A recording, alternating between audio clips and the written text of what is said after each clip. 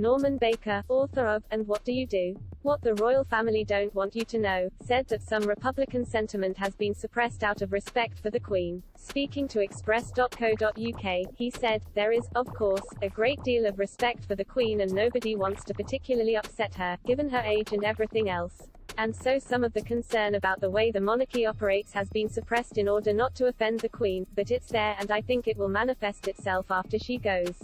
I think, for example, we saw Barbados disappear off the Commonwealth. I think other countries may well follow suit after the Queen goes." Barbados announced it would remove Queen Elizabeth II as its head of state and become a republic in September last year. Jamaica has also been considering whether to abandon the monarch, while St. Lucia and St. Vincent and the Grenadines have both flirted with the idea. Mr. Baker said this sentiment will only increase after Charles becomes king, but he insisted that the monarchy would plough on with Charles regardless. He said, "The whole basis of the monarchy is based on the hereditary principle. Without the hereditary principle, in a sense, the justification vanishes, and therefore that's why the Queen has not abdicated.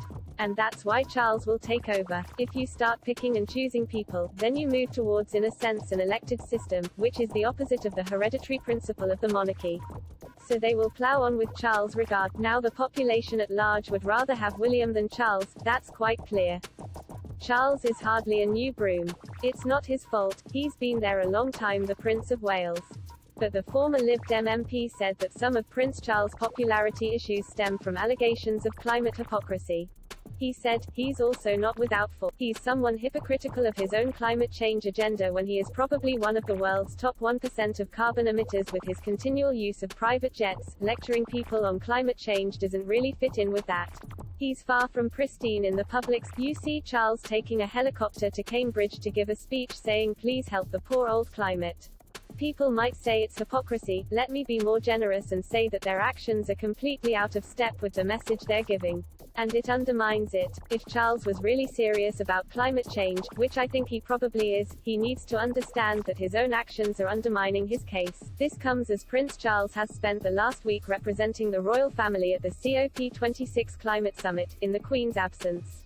In his speech to the opening ceremony, Prince Charles urged delegates to tackle the climate crisis on a warlike foot, but he faced calls of hypocrisy for using a private jet to fly into the event. Speaking about the Queen's decision to cancel her attendance at COP26, Mr. Baker told Express.co.uk it suggests that her medical condition may be more serious than we have been told. He said, "The Queen believes in public service, and I think she understands the importance of COP26, she's got all her marbles about her. And therefore for her not to appear in Glasgow does suggest that her medical condition is more serious than we have been told.